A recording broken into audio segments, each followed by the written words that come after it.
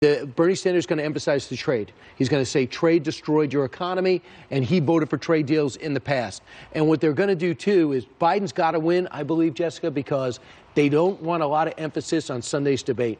If Sunday's debate has something to decide on, he's been a terrible debater. Now with just a one-on-one for an hour or so, oh boy, who knows, even if they're sitting or on stools, whatever it is, that things could go downhill quick if there's a lot at stake. And that's why Joe Biden's stump speech has been shortened to 15 minutes. And the Sanders campaign has been highlighting that. In fact, his campaign strategist came out and said Bernie Sanders is giving 3 campaign events in a row. Each speech he gives will be close to an hour. And when Joe Biden has that much time on the stage, when it's just one-on-one, he doesn't have he might have some human shields with the moderators, but I do think that Bernie Sanders, even after a heart attack, has come back much more energized. Absolutely. And he's done better in debates. He still has a ways to go with answering some of the questions about his wealth gathering and not personal redistribution, which makes him a hypocrite. So, Jessica, I'm going to yield my time to you with one question.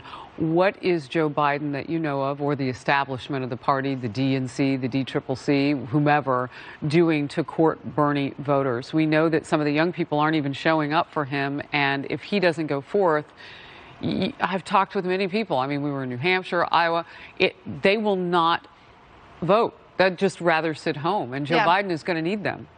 Well, lucky for Joe Biden, he's been advocating for unity since day one, and he has said there's a place for everybody. We didn't see him much last week, though. Well, he did. There was a lot of false reporting, actually, about Joe Biden. Bernie had a crowd of, what, 10,000 over the weekend? Joe Biden's crowd in Kansas City was enormous. And I'm not sure that he was down to 15 minutes there, but what you said does reflect something that's going on. Now, the right and Bernie Sanders, so the MAGA folks and Bernie Sanders camps, are unifying and saying that Joe Biden has dementia. And that is what the 2020 Hillary's health crisis. You've worried about Joe Biden's mental faculties on this show.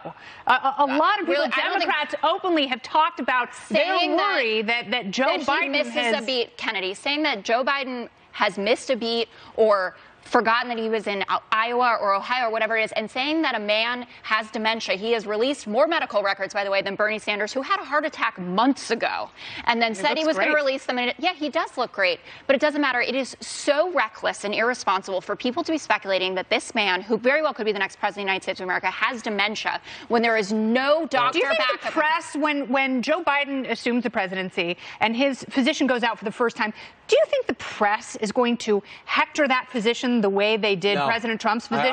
Are you talking about the crackpot sitting in his office with the long hair that Donald Trump had released records that said he was the healthiest man in America?